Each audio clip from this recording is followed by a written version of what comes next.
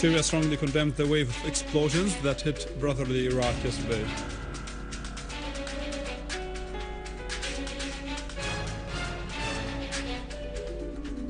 And terrorism once again hits hospitals and schools, killing dozens of victims and wounding others in Aleppo.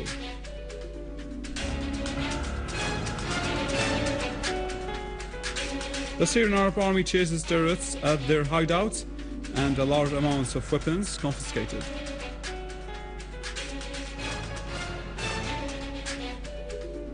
And the Lebanese terrorist Mohammed Hussein Faris admits smuggling weapons, journalists and terrorists into Syria.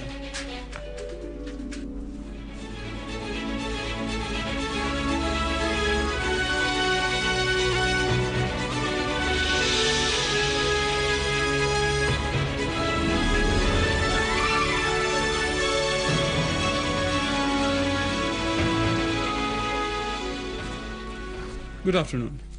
The Foreign Ministry in the Syrian Arab Republic strongly condemned the series of explosions that hit several areas in brotherly Iraq yesterday, causing the death of 100 people in terrorist attacks that targeted all installations, military and commercial institutions.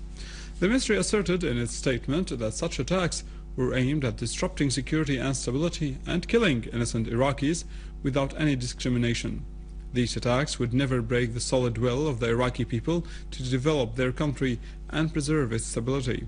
The ministry gave warm condolences to the Iraqi people and expressed full solidarity and sympathy with the families of the victims and wished the wounded victims speedy recovery.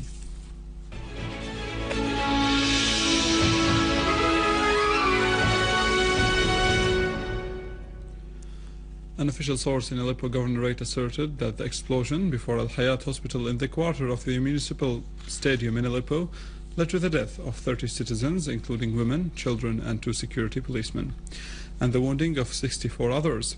The explosion was caused by a booby-trapped medium-sized vehicle carrying more than 1 ton of highly explosive materials.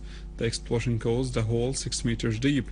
The damage extended to 50 meters and hit the buildings of 2 hospitals, a school and other buildings nearby.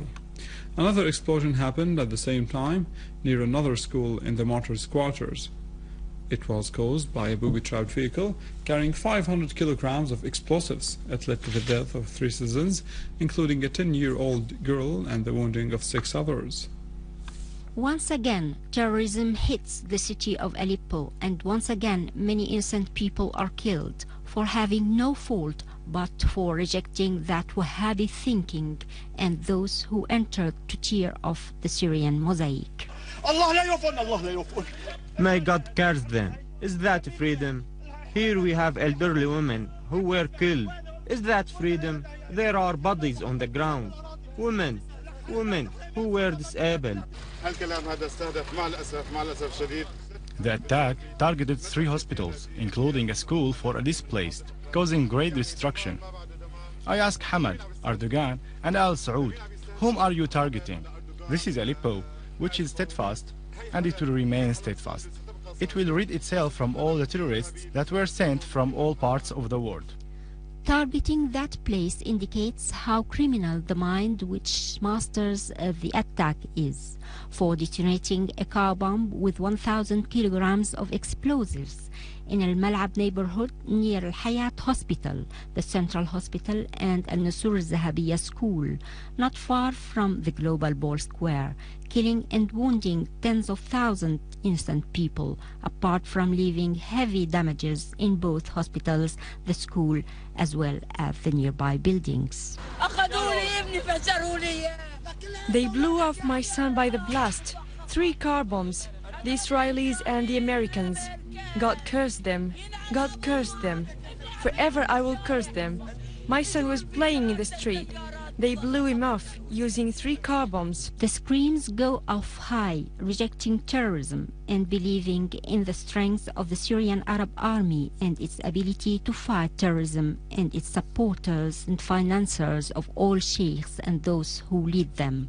The determination of the Syrian people, which is much stronger than the dark thinking of terrorism, will no doubt triumph eventually. following clashes between the Syrian armed forces and the terrorist groups in Al Tadamun neighborhood in Damascus, which resulted in the death of a number of terrorists, and the armed forces broke into a number of terrorists' hideouts.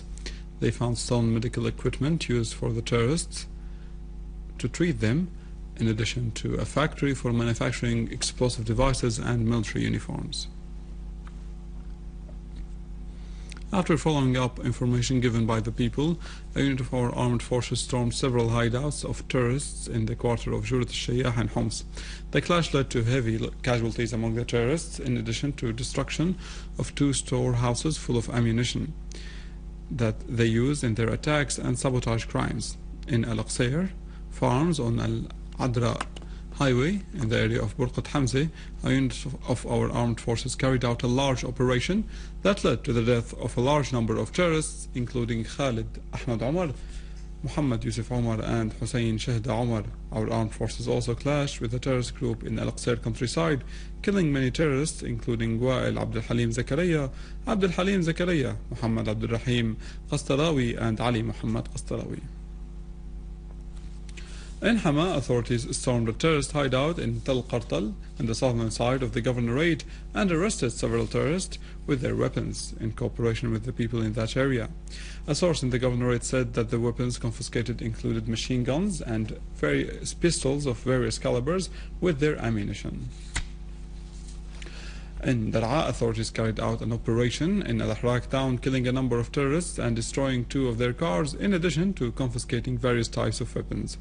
An official source said that the confiscated weapons included 32 anti-tank mines and their detonators, 3 Israeli-made Lao launchers with their shells, 11 RPGs, and 10 batteries used for remote detonation, in addition to 2,117 bullets and the weapons and ammunitions. On the other hand, military engineering units dismantled a 200-kilogram explosive device that was planted by terrorists on Jamle Nafa' main street in Dar'a countryside. An official source said that the bodies of Khalil Hussein Muhammad Salim Sarraj Ahmad were identified among the dead in the operation. Authorities destroyed hideouts of armed terrorist groups in the village of Sirja and Deir Sumbul in a Zawiya mountain in Idlib. A source at the governorate said that these hideouts were used by the terrorists to torture and kill civilians. The attack resulted in the death of tens of terrorists and the injury of many others. Among the terrorists who were killed were Deeb Yusuf Sriq and Musa Habib Abu Habib. 35 persons from Damascus and its countryside and 7 persons from Homs who were involved in recent events in Syria but did not commit murder were released after pledging not to carry arms or take part in any sabotaging acts in the future. They pledged not to return to the acts they had previously committed. A number of the released said that their release signals a new beginning for them to move on with their lives and take part in building the society.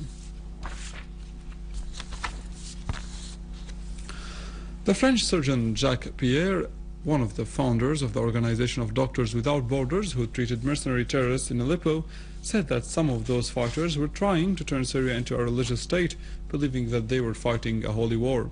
After returning from Syria, where he stayed for a fortnight and worked recently and secretly in a hospital in Aleppo.